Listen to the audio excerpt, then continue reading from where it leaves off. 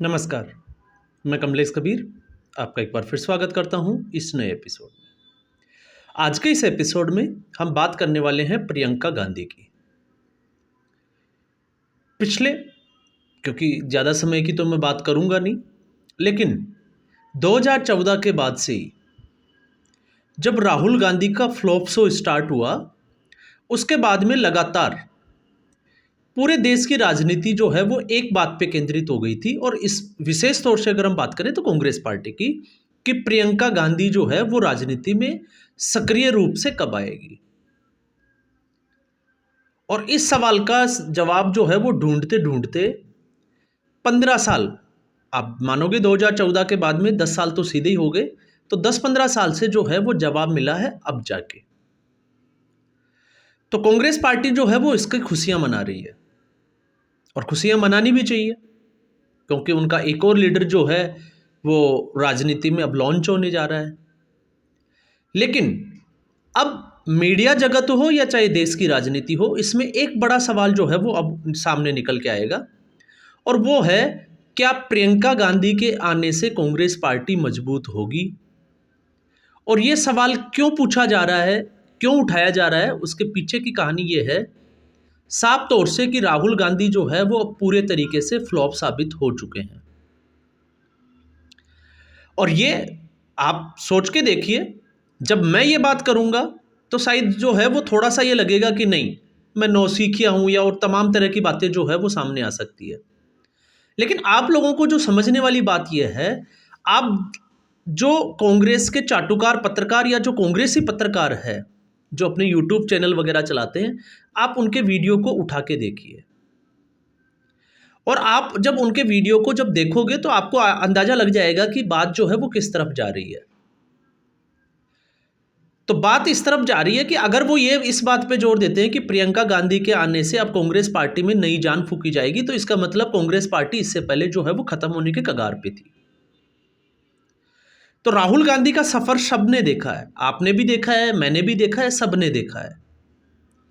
तो अब हम बात करते हैं प्रियंका गांधी की, क्योंकि राहुल गांधी के बारे में बात करना जो है वो मुझे लगता है कि इस वीडियो में ज़्यादा ज़रूरी है नहीं। तो सबसे पहले हम बात करेंगे वायनाड की उस सीट की जिसके ऊपर प्रियंका गांधी को लॉन्च करने का एक सफल प्रयास किया जा रहा है कांग्रेस पार्टी के द्वारा। तो पहला सवाल ये उठता है कि जब 2024 के लोकसभा चुनाव में प्रियंका गांधी को सीधे तौर से चुनाव क्यों नहीं लड़ाया गया, जबकि आपको पता होगा प्रियंका गांधी वाड्रा के पति जो रॉबर्ट वाड्रा है वो अपनी इच्छा जाहिर कर चुके थे, वो तैयारी भी कर चुके थे कि वो चुनाव मैदान में उतरेंगे, लेकिन उनको टिकट नहीं दिया गया। तो सबसे पहले आप इसको देखिए वायनाड सीट। तो वायनाड सीट क्यों? क्योंकि वायनाड सीट इस वक्त कांग्रेस पार्टी की सबसे सुरक्षित सीट मानी जाती है, ये एक बड़ा कारण। दूसरा, हरियाणा के विधानसभा चुनाव के बाद में कांग्रेस पार्टी की पोल पट्टी जिस तरीके से खुली है, उससे यह साबित हो गया कि अब राहुल गांधी लंबे समय तक चलने वाले हैं नहीं। और राहुल गांधी लंबे समय तक, क्योंकि आपको पता होगा गांधी परिवार में जब से राहुल गांधी आए हैं, भारतीय जनता पार्टी ने राहुल गांधी की जो छवि है उसको इस तरीके से डेंट किया है कि वो उससे उभर ही नहीं पाते। एक चुनाव में अगर उनको कोई सफलता मिल भी जाती है तो अगले चुनाव में जो है वो बेपर्दा हो जाते हैं, और फिर स्थिति जो है वो जस की तस बनी रहती है कांग्रेस पार्टी के लिए।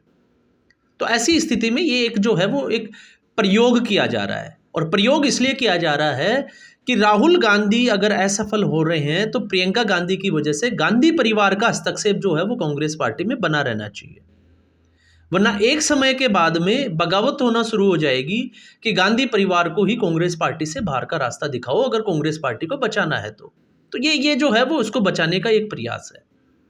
और इस क्रोनोलॉजी को अगर आप समझोगे तो आपको समझ में आएगा, अमेठी और रायबरेली ये दोनों सीटें जो है वो गांधी परिवार की विरासत की सीटें मानी जाती है, नेहरू के समय की। और उसके बाद में मैं पीछे की बातें नहीं करूंगा, अब इंदिरा गांधी, राजीव गांधी, मैं बात करूंगा सोनिया गांधी से। 1999 में पहली बार जो है वो अमेठी से चुनाव लड़ी थी सोनिया गांधी, और उनको जीत हासिल हुई थी। आपको पता होगा तब सरकार बनी थी अटल बिहारी वाजपेयी की। अब 2004 में जो है वो कांग्रेस पार्टी को राहुल गांधी को लॉन्च करना था। तो राहुल गांधी को चुनाव कहाँ से लड़ाया जाए? तो सीधे तौर से हिम्मत नहीं हुई कि किसी और सीट से जो है वो चुनाव लड़ाया जाए, क्योंकि अटल बिहारी वाजपेयी और एक साइनिंग इंडिया का नारा जो है वो उस वक्त बड़ा प्रचलन में था। तो ऐसी स्थिति में सोनिया गांधी ने अमेठी सीट छोड़ी और सोनिया गांधी रायबरेली से जो है वो चुनाव लड़ने चली। अमेठी जो पारंपरिक सीट थी, वहां से राहुल गांधी को लड़ाया गया चुनाव और वहां से राहुल गांधी को जीत हासिल हुई। और फिर उसके बाद में जिस तरीके से राहुल गांधी को प्रमोट करने के चक्कर में राहुल गांधी को प्रधानमंत्री बनाने के लिए प्रणब मुखर्जी की अनदेखी की गई, जो कि कांग्रेस के इतिहास का सबसे काला दिन मैं मानता हूं कि वहां से कांग्रेस उसके बाद में कभी ऊपर आई ही नहीं। तो प्रणब मुखर्जी को साइड करने की एक योजना बनी, उनको राष्ट्रपति बनाया और मनमोहन सिंह को प्रधानमंत्री बनाया।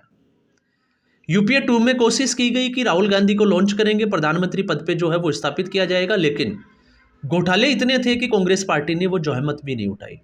और 2014 के बाद आया नरेंद्र मोदी का दौर, और उसके बाद में राहुल गांधी का आपको पता है अमेठी भी वो हार गए।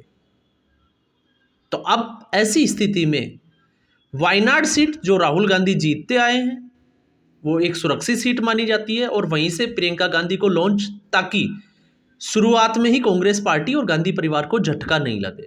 तो ये है सबसे बड़ी वजह। और दूसरा हम बात करेंगे कि कांग्रेस पार्टी इतनी खुश क्यों है। तो कांग्रेस पार्टी को ये लगता है कि इससे जो है वो उनको एक नई जान मिलेगी, लेकिन इसमें जितने भी जो राजनीतिक विश्लेषक है, जो कांग्रेस के फॉलोवर्स है, उनका ये भी मानना है कि केसी वेणुगोपाल इस समय जो है वो कांग्रेस पार्टी में उनका वर्चस्व ज़्यादा है, हस्तक्षेप ज़्यादा है। और हरियाणा विधानसभा चुनाव में तो सीधे तौर से आरोप भी लगे थे कि वो अपने महिला मित्रों को टिकट दिलाने में कामयाब हुए और वो कांग्रेस पार्टी की हार का कारण बन गए। तो ऐसी स्थिति में वायनाड जो है वो केसी वेणुगोपाल के इशारे पे चलती है, सारा हस्तक्षेप जो है वो केसी वेणुगोपाल। तो अब ये जो है वो किस तरीके की खबर है इनकी, ये तो वो लोग जाने, लेकिन सुनने में आ रहा है कि केसी वेणुगोपाल को कमजोर करने के लिए वहां पे प्रियंका गांधी को उतारा जा रहा है। लेकिन मुझे नहीं लगता कि इस तरीके की स्थिति जो है वो होगी, क्योंकि ये शायद हो सकता है आकलन का अपना एक तरीका है, लेकिन जहां तक मुझे लगता है सुरक्षित सीट जो है वो प्रियंका गांधी को दी गई है। लेकिन दूसरा इसके उलट सबसे बड़ी बात हमें जो समझनी चाहिए, जो कांग्रेस पार्टी खुश हो रही है, मुझे लगता है कि भारतीय जनता पार्टी को इससे संजीवनी और मिल गई है, और अब जो है वो भारतीय जनता पार्टी कांग्रेस पार्टी के मुकाबले ज़्यादा मजबूत होगी। और इसका आधार क्या है, मैं उसी की भी बात करता हूँ। क्रिकेट अगर आप लोग समझते हो तो क्रिकेट के इतिहास में आपने राहुल द्रविड़ को भी देखा, वीवीएस लक्ष्मण को भी देखा, और भी जो है वो बहुत सारे क्रिकेटर्स को हमने देखा। लेकिन सचिन तेंदुलकर, उन सभी क्रिकेटर की गलती ये थी कि वो सचिन तेंदुलकर के युग में जो है वो क्रिकेट में आए, इसलिए सचिन तेंदुलकर के सामने जो है वो उनकी एक नहीं चली। हालांकि वो सबसे अच्छे क्रिकेटर हैं, आज भी हैं, लेकिन तुलनात्मक तरीके से देखें तो सचिन तेंदुलकर जो है वो बहुत आगे निकल चुके थे। तो 2014 के बाद में 2001 से लगातार 2014 तक जो है वो मुख्यमंत्री पद पे रहना बिना किसी हार के, और उसके बाद लगातार प्रधानमंत्री, तो इसको हम कह सकते हैं मोदी योग। और ऐसी स्थिति में चाहे राहुल गांधी है चाहे प्रियंका गांधी, तो मुझे लगता है कि कांग्रेस पार्टी ने प्रियंका गांधी को लॉन्च करने में बहुत देर कर दी है। या तो ये 5 से 7 साल पहले हो जाना चाहिए था, या फिर अभी जो है वो 2029 से पहले कांग्रेस पार्टी को प्रियंका गांधी को विशेष तौर से लॉन्च नहीं करना चाहिए था। क्योंकि भारतीय जनता पार्टी का जो एक परिवारवाद का आरोप जो है वो कांग्रेस पार्टी पे लगाती है, गांधी परिवार के ऊपर लगाती है, तो अब उसको जो है वो प्रबलता मिलेगी। भारतीय जनता पार्टी आने वाले चुनाव में आप देखिएगा, महाराष्ट्र चुनाव की रैलियों में ही शहजादा और शहजादी के जो है वो आरोप लगाएंगे, और उसको और ज़्यादा मजबूती मिलेगी। और वो मजबूती का कारण होगा कि कांग्रेस पार्टी अभी भी जो है वो गांधी परिवार से बाहर नहीं निकल पा रही। तो एक ये कांग्रेस पार्टी के लिए नेगेटिव पॉइंट होने वाला है। दूसरा, जो लोग इंदिरा गांधी की छवि देखते हैं और उनको लगता है कि प्रियंका गांधी के आने से बहुत कुछ बदल जाएगा, तो हम थोड़ा सा पीछे जाते हैं। आपको पता होगा इससे पहले भी, ये कोई पहली बार नहीं है, क्योंकि पहली बार आप सुरक्षित सीट से लड़ रहे हो, इसको आप जो है वो राजनीति में आना नहीं मान सकते। इससे पहले भी प्रियंका गांधी को जिम्मेदारियां दी गई थी।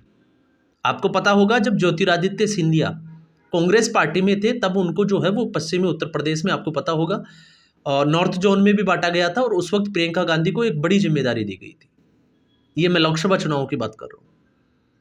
और उस वक्त कांग्रेस पार्टी का क्या हाल हुआ था, और उसके बाद में पूरे उत्तर प्रदेश की एक इकाई जो यूनिट है कांग्रेस पार्टी, उसकी पूरी कमान जो है वो स्वतंत्र तरीके से प्रियंका गांधी को सौंपी गई 2022 के चुनाव में। और लखनऊ में जो है वो एक बड़ा कार्यालय बनाया गया और एक नारा लगाया गया कि लड़की हूँ, लड़ सकती हूँ, महिलाओं को प्रमोट करने का। लेकिन कंट्रोवर्सी वहीं हो गई थी जब आपको पता होगा कि उन्होंने किस तरीके से टिकट काटे थे महिलाओं के। तो ये पहला समय नहीं है। और उसके बाद में कांग्रेस का वोट प्रतिशत जो है वो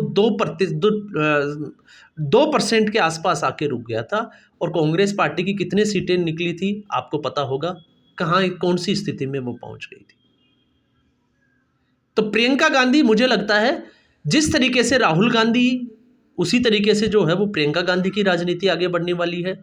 और कांग्रेस पार्टी जो ये सोच रही है कि इसके बाद चीज़ें बदलेगी, तो इतना हो सकता है कि इनके आने से संसद में, तो संसद में अब एक चीज़ हमें समझनी चाहिए कि जो अनुमान लगाया जा रहा है कि प्रियंका गांधी के आने के बाद में संसद में गांधी परिवार, राहुल गांधी और प्रियंका गांधी जो है वो एनडीए सरकार को घेरते हुए नजर आएगी। तो सबसे पहले तो आपको ये सोचना होगा कि राहुल गांधी को प्रमोट करने के चक्कर में आज तक जो है वो प्रियंका गांधी को आगे नहीं आने दिया। तो क्या गारंटी है कि संसद में जब प्रियंका गांधी पहुंचेगी तो उसको राहुल गांधी से ज़्यादा समय मिलेगा, या राहुल गांधी जिस तरीके से खुल के बात करते हैं और जिस तरीके से आरोप लगाते हैं, क्या उतनी छूट प्रियंका गांधी को दी जाएगी? और अगर मान लीजिए गलती से अगर ऐसा होता है और प्रियंका गांधी जो है वो अपने आप को साबित करने में कामयाब हो जाती है, तो फिर आप मान के चलिए ये राहुल गांधी का जो है वो राजनीतिक कैरियर समाप्ति की ओर चला जाएगा। तो जहां तक प्रियंका गांधी के लॉन्च करने की बात है, कांग्रेस पार्टी ने अब जो है वो अपनी जो गुटबाजी, जिससे वो बाज नहीं आ रही थी और जिसमें उलझी हुई थी और एक चुनाव के बाद लगातार जो है वो चुनाव हारते चली जा रही थी, उसको और ज़्यादा मजबूती मिलेगी। अब इसमें जो है वो दो गुट होंगे सक्रिय। एक जो राहुल गांधी का फॉलोवर्स है, केसी वेणुगोपाल का ग्रुप, जो चमचागिरी वाला ग्रुप माना जाता है, चंडाल चौकड़ी, और दूसरा जो लगातार प्रियंका गांधी की जो है वो वकालत करते थे कि प्रियंका गांधी को जो है वो कांग्रेस पार्टी की कमान दे देनी चाहिए। तो अब इनमें जो है वो खुले तौर पे जो है वो बगावत देखने को मिलेगी। और कांग्रेस पार्टी जिस तरीके से युवाओं को आगे नहीं आने दिया जा रहा, ये एक कांग्रेस पार्टी की जो है वो सबसे बड़ी कमजोरी निकल के आई। चाहे वो सचिन पायलट के चक्कर में राजस्थान खो दिया, अशोक गहलोत का पुत्र मोह, और उस पुत्र मोह के चलते राजस्थान में अशोक गहलोत की जो योजनाएं थी उनका चर्चाओं का जोर था और लग रहा था कि जो पार्टी है वो चुनाव निकाल लेगी, रिपीट करेगी, इतिहास पलटेगी। लेकिन जिस तरीके से सचिन पायलट को नज़रअंदाज किया गया और उसके बाद में राजनीतिक तौर पे आपने देखा हश्र क्या हुआ। मध्य प्रदेश, कमलनाथ और कमलनाथ का पुत्र मोह, उसके चक्कर में जो है वो ज्योतिरादित्य सिंधिया को नज़रअंदाज किया गया। तो कांग्रेस पार्टी का क्या हाल हुआ हम सब ने देखा। और अब जहां केंद्र की इकाई की हम बात करते हैं, तो कांग्रेस पार्टी गांधी परिवार से या सोनिया गांधी के पुत्र मोह से बाहर नहीं निकल पा रही, और इसकी वजह से जो केंद्र की इकाई है उसका बेड़ा गर्क होता ही जा रहा है। और मुझे लगता है कि ये अभी रुकने वाला है भी नहीं, क्योंकि कांग्रेस पार्टी जिस दौर में, जिनको ये लग रहा था कि कांग्रेस पार्टी अपने बुरे दौर से गुजर रही है, मुझे लगता है कि आने वाला समय जो है वो कांग्रेस पार्टी को उससे भी ज़्यादा खराब दौर में लेके जाने वाला है। और ये जो है वो दिखने लगा है, क्योंकि लोकसभा चुनाव में जो एक एनर्जी कांग्रेस पार्टी को मिली थी और जिस तरीके से हरियाणा के चुनाव ने कांग्रेस पार्टी को एक्सपोज करके रख दिया, और अभी भी हरियाणा जो चुनाव है उसमें जो है वो सैलजा गुट या हुड्डा गुट हो, उनके जो मनमुटाव है या टकराव है जो कम होने का नाम नहीं ले रहा, वो बढ़ता ही चला जा रहा है। और ऐसी स्थिति में आप एक चीज़ देखिए, कांग्रेस पार्टी की ऐतिहासिक भूल क्या है। कांग्रेस पार्टी को जहाँ पे होना चाहिए, राहुल गांधी को जहाँ होना चाहिए, झारखंड का चाहे चुनाव हो या फिर महाराष्ट्र का सीट शेयरिंग के फॉर्मूले पे जो मीटिंग होनी चाहिए, वहाँ पे राहुल गांधी जो है वो नादारद है। इस वक्त चुनावी प्रक्रिया में राहुल गांधी की क्या एक्टिविटी है, सक्रियता है, शायद ही आपको या मुझे पता होगा कि राहुल गांधी इस वक्त कहाँ है, क्या कर रहे हैं।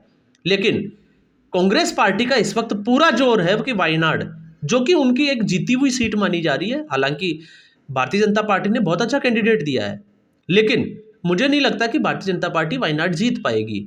तो ऐसी स्थिति में एक सुरक्षित सीट देना और फिर वहाँ कांग्रेस पार्टी का एक शक्ति प्रदर्शन करना, ये क्या दिखाता है? कांग्रेस पार्टी मजबूत है या गांधी परिवार जो है वो कांग्रेस में मजबूत है? तो मुझे लगता है गांधी परिवार ने अपना शक्ति प्रदर्शन किया है और कांग्रेस के ही लोगों को आईना दिखाया है जो गांधी परिवार के खिलाफ है कि उनके साथ इतना जनाधार है। लेकिन इसके बीच में जो महाराष्ट्र की जो लड़ाई हमने देखी सीट शेयरिंग पे, और जिस तरीके से झारखंड और उत्तर प्रदेश में समाजवादी पार्टी ने जिस तरीके से प्रेशर पॉलिटिक्स जो है वो कांग्रेस पार्टी पे लगाई हुई है या नकेल कसी हुई है, वो हमने सबने देखा। लेकिन एक बार भी हमने ये नहीं देखा कि राहुल गांधी ने किसी के साथ मीटिंग की हो और उसके बाद में उसका कोई सॉल्यूशन निकाला गया हो। तो जहां कांग्रेस पार्टी के लिए और कांग्रेस कार्यकर्ताओं के लिए, और अगर आप मेरे जो है वो सुनने वाले या देखने वाले जो है अगर वो भी कांग्रेस पार्टी के हैं और अगर हम इसी में खुश हो रहे हैं कि प्रियंका गांधी के आने से बहुत कुछ बदलने वाला है, तो मुझे नहीं, ये एक ढाक के तीन पात वाली कहानी होगी। और आप देखिएगा महाराष्ट्र चुनाव से और उसके बाद में आने वाले चुनावों से हमें अंदाजा लग जाएगा, क्योंकि कांग्रेस पार्टी को चेहरे बदलने के बजाय जो है वो अब नरेंद्र मोदी से कैसे जो है वो उसके हम कहें कि राजनीतिक जो जीत हासिल किया जाए उसके ऊपर आना पड़ेगा। अगर वो डायरेक्ट नरेंद्र मोदी के ऊपर हमला करते हैं तो भी वो कोई चुनाव नहीं जीत सकते हैं। और ये करके 2014 के बाद में राहुल गांधी ने बहुत सारे एक्सपेरिमेंट करके देख लिए। नरेंद्र मोदी को अडानी अंबानी हो, नरेंद्र मोदी चोर है, रफेल वाला मुद्दा, सब कुछ उठा के देख लिया, लेकिन व्यक्तिगत तौर पे नरेंद्र मोदी के ऊपर भ्रष्टाचार का सीधे तौर पे कोई आरोप नहीं लगता है। तो ये कांग्रेस पार्टी गलती कर चुकी है। दूसरी गलती, कांग्रेस पार्टी ने जातिगत जनगणना हो या बांटने का काम जो करना शुरू किया, उसका खामियाजा कांग्रेस पार्टी ने भुगत के देखा है। हरियाणा के विधानसभा चुनाव में एक्सपोज हो गई है। तीसरा, आपने देखा कि जिस तरीके से कांग्रेस पार्टी ने फ्री हैंड किया तो कांग्रेस पार्टी की हालत क्या हुई, वो भी कांग्रेस पार्टी ने करके देख लिया।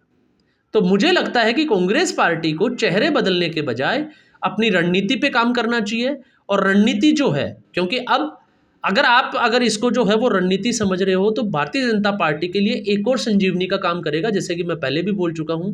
और ये मुद्दा उठाया जाएगा कि कांग्रेस पार्टी सिर्फ और सिर्फ जो है वो राहुल गांधी नहीं चले तो प्रियंका गांधी को ले आए, लेकिन गांधी परिवार के बाहर का बंदा कौन? तो राहुल गांधी के अलावा प्रधानमंत्री का चेहरा कौन, जिसको वो जनता में प्रोजेक्ट कर सके और जनता को लगे कि हाँ, कांग्रेस पार्टी जो है वो बदलाव कर रही है और शायद कुछ अच्छा होगा। तो शायद मतदाता को जो है वो अलग तरीके से, या हम कहें कि भारतीय जनता पार्टी के अलावा एक विकल्प सोचने को मजबूर किया जाए, वरना वही राहुल गांधी, प्रियंका गांधी और नरेंद्र मोदी। तो मुझे नहीं लगता कि ऐसा कुछ जो है वो कांग्रेस पार्टी के लिए बहुत बड़ी खुशी का माहौल है या जीतने वाला जो है वो कोई दौर शुरू हो जाएगा। तो आज के एपिसोड में बस इतना ही। उम्मीद करूंगा वीडियो एपिसोड आपको पसंद आया होगा। वीडियो को लाइक करें, शेयर करें, चैनल जरूर सब्सक्राइब करें। धन्यवाद।